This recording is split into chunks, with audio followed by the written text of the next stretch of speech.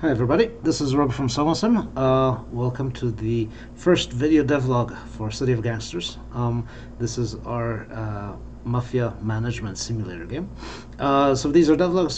These are going to be very quick videos where we show you what we're working on, things in progress, things about the game as we build them. We are currently in development, shipping in 2021. So these are going to be quick videos. Basically getting released as we go, as we develop them. So just a really quick introduction to City of Gangsters. I'm going to start loading a save file from an older game. So City of Gangsters is a mafia management game. So this is a game in which we put you in the shoes of somebody running the mafia, the mob during Prohibition, but running it as a business, right? Like the question is, what would it be like to run a highly profitable but completely illegal operation during the 1920s when alcohol sales and distribution were illegal in the United States. And we all know from gangster movies what kind of a big opportunity that was for people, and also how much organized crime came out of that because there was so much opportunity. So this is my budding outfit. Currently it's 1922, so we're a couple years into Prohibition. I started from nothing and built out this little empire of mine. I am Dennis Connolly. This is my Connolly territory, and this is Chicago. If you're familiar with the geography a little bit, you can tell there's the lake, there's the river, and so on. But most of it is really unknown territory to us. We have not yet explored it or conquered it. Over here in the corner, there is a rival gang that we'll probably run into eventually. We haven't really communicated with them very much, but otherwise we are pretty we're pretty isolated, and we're doing pretty well. So in this episode, which is going to be again fairly short, I'm just going to concentrate on one thing, which is how do you make money during Prohibition, right? How do you turn this into an opportunity, because what you're doing is illegal, right? So I will start by showing you my home base. I'm going to drive Dennis over here, and there he arrives. So this over here is a building under my control. This is my home base. The safe house, the place where my operations are all running. ZGN Corporation is run formally by my uncle Charlie O'Connor. However, that's only a facade, right? There's a, on the books there's a small warehouse, but behind, in the back of the building, I've installed a brewing operation where I generate homemade beer by sourcing different kinds of resources, stonework rocks, malt syrup, and turning them into homemade beer. This is going to be the heart of my operation, and this is the very first thing I do to make money. So you can see I've hired a couple people, George over here and Janelle. So their job is to be my delivery people.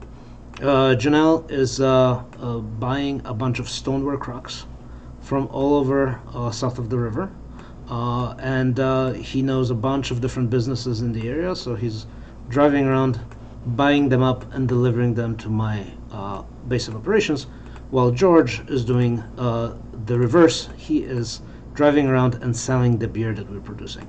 So I have them doing the manual labor for me, which leaves me as the chief of operations to actually do some other stuff. I can go and drive around and scope out the neighborhood and see what's around. I can drive around to different businesses and strike up conversations with people, find out what they're buying and selling. So for example, if we go drive over here, this guy we know very well. He owes, he's very friendly towards us. We've accrued several favors with him, and there's a bunch of stuff that he wants to buy from us. He's looking to buy cigarettes. He's looking to buy hard cider. Formerly, he's running Lewis's Corner. He's running a malt shop or a diner or something like that. But behind the scenes, he's selling hard cider out the back. So that's kind of interesting. We already know that he will be willing to buy some booze from us.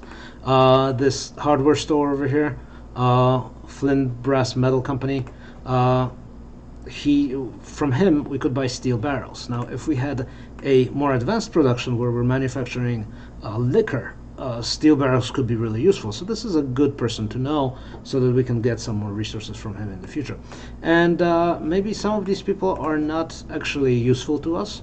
So some of these corners are just, not really usable. Like these parks over here, we can't really do anything with.